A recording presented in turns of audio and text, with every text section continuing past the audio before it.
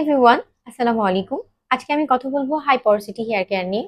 আমি লাস্ট ভিডিওতে লো পরাসিটি hair care নিয়ে কথা বলেছিলাম। তাই তোমাদের যাতে লো পরাসিটি হেয়ার, তোমরা কিন্তু চাইলে লো পরাসিটি হেয়ার কেয়ারের ভিডিওটা দেখে আসতে পারো। আর তুমি যদি জেনে না থাকো যে তোমার হেয়ার পরাসিটি কি, তাহলে আমার কমেন্টে দেওয়া লিংকে ঢুকে দেখে আসো তোমার হেয়ার টাইপটা কি। তোমার হেয়ার টাইপ যদি হাই পরাসিটি হয়, তাহলে তোমার জন্য আসলে ৮-১০টা স্টেপ ফলো করতে হবে না। হাই পরাসিটি হেয়ার গুলো সাধারণত ড্রাই হয়ে থাকে। এর স্ক্যাল্প ড্রাই এবং অয়েলি দুটোই হতে পারে। তাই হাই পরাসিটি হেয়ারে মাইল্ড শ্যাম্পু চুজ করব।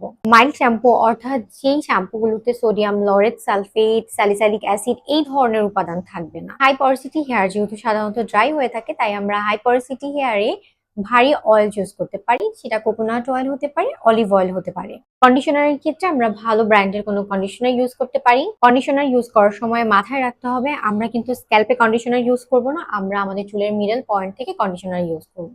হাই পরাসিটি হেয়ারেও কোনো ডিআইওয়াই থাকছে না। ওই ডিআইওয়াই গুলো তোমরা মাথায় না মেখে টক দই, ডিম এগুলো তোমরা তোমাদের বডিতে ইনজেক্ট করো। আল্লাহ হাফেজ।